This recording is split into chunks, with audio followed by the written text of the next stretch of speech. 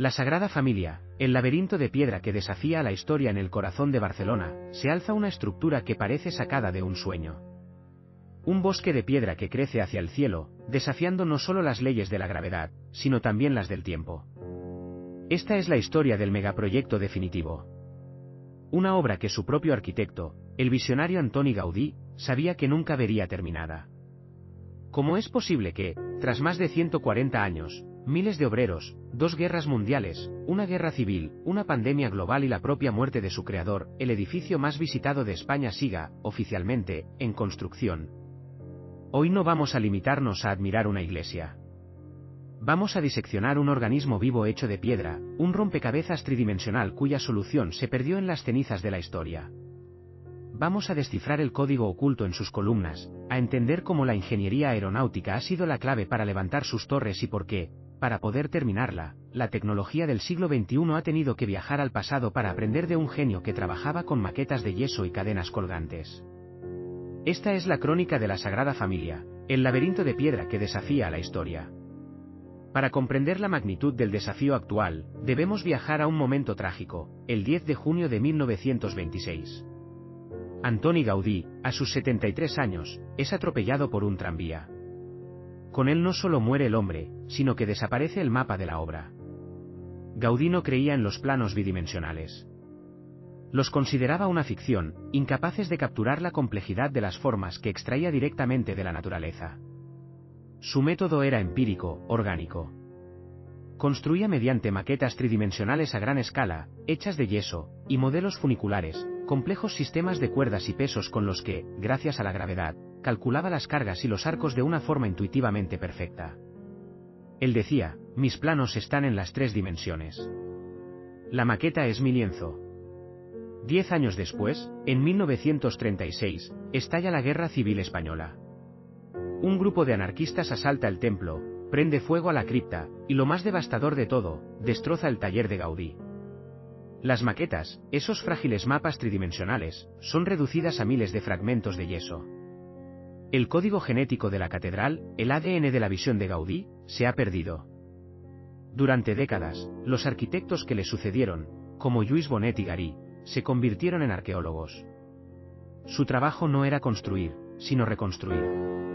Pasaron años pegando minuciosamente los trozos de yeso, intentando descifrar la gramática visual de un lenguaje que solo Gaudí dominaba a la perfección. Parecía una tarea imposible. ¿Cómo continuar una obra de tal complejidad sin las instrucciones de su creador? La respuesta no estaba en la arquitectura convencional, sino en las matemáticas de la naturaleza. Aquí es donde nos topamos con la primera gran clave de este megaproyecto, la geometría reglada. Gaudí era un observador obsesivo del mundo natural. Entendió que la naturaleza no utiliza ángulos rectos ni líneas perfectamente rectas. Las formas más eficientes y resistentes son las curvas. Por eso, sus diseños están repletos de paraboloides hiperbólicos, conoides y helicoides. Formas que se pueden generar a partir del movimiento de una línea recta, pero que resultan en superficies de doble curvatura. Hoy, un ordenador puede calcular estas geometrías en nanosegundos.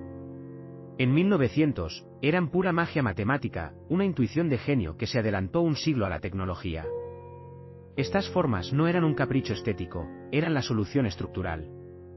Permitían crear bóvedas y columnas de una resistencia extraordinaria sin necesidad de los contrafuertes externos que caracterizan a las catedrales góticas. Gaudí no estaba decorando, estaba optimizando. Entrar en la Sagrada Familia es como adentrarse en un bosque de secuoyas de piedra. Y no es una metáfora.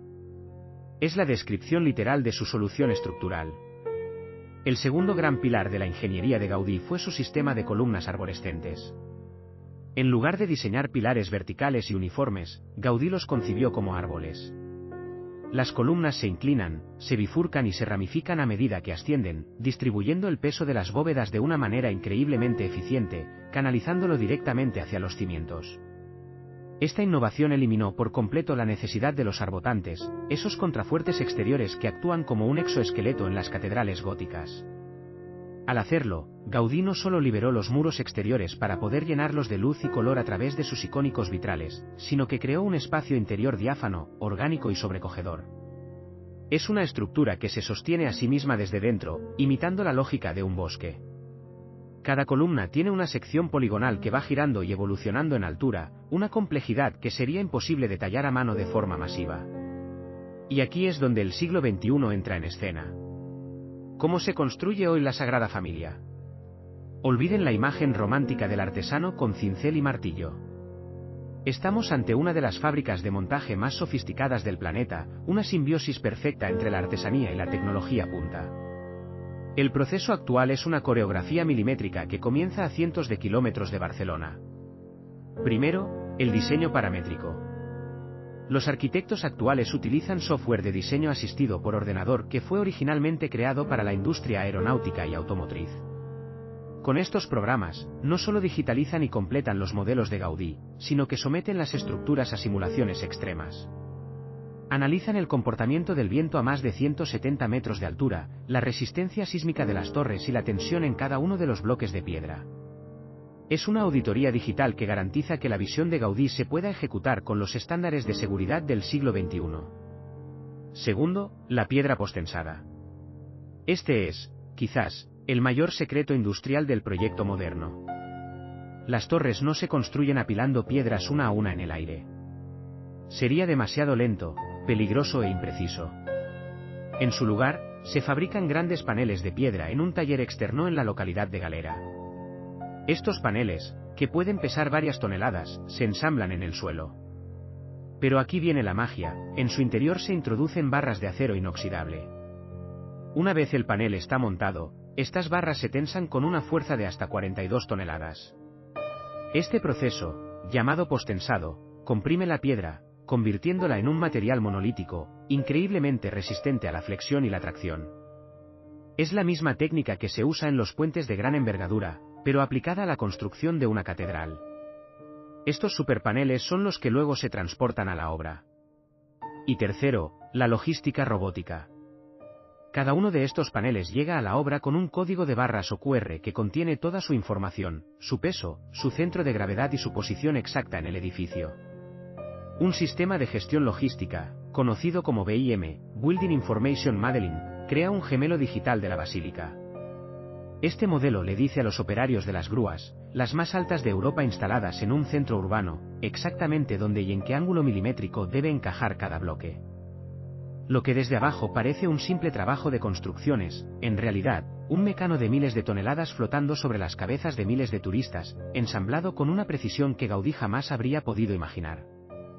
El clímax de esta epopeya de ingeniería es la construcción de las 6 torres centrales, el conjunto que completará la icónica silueta del templo. 4 torres para los evangelistas, un cimborrio central para la Virgen María, y la más alta de todas, la Torre de Jesucristo. Con sus 172,5 metros de altura, una vez terminada, convertirá a la Sagrada Familia en la iglesia más alta del mundo. Su construcción representa el mayor desafío hasta la fecha. La torre no es maciza, su interior es un espacio hueco transitable, un hiperboloide que se eleva hasta un mirador con vistas de 360 grados sobre Barcelona. En su cúspide se instalará una cruz monumental de 4 brazos, de 17 metros de altura, que parecerá flotar, iluminada desde su interior. Levantar y ensamblar estas piezas a semejante altura, con los vientos del Mediterráneo como un factor constante, es una proeza que requiere una planificación y una ejecución sin margen de error. Sin embargo, incluso con toda esta tecnología, el proyecto no está exento de polémica. Nos enfrentamos al último capítulo no escrito, la fachada de la gloria. Será la entrada principal al templo y, según los pocos esbozos que dejó Gaudí, debe representar el juicio final, el cielo y el infierno. Pero para construir la gran escalinata de acceso que Gaudí imaginó, sería necesario expropiar y derribar varios edificios de viviendas situados justo enfrente, afectando a cientos de familias. Aquí el debate ya no es técnico, sino social y urbanístico. ¿Debe respetarse la visión original de Gaudí a cualquier precio, o debe la obra adaptarse a la ciudad que ha crecido a su alrededor? Es una pregunta sin respuesta fácil, un dilema que los futuros constructores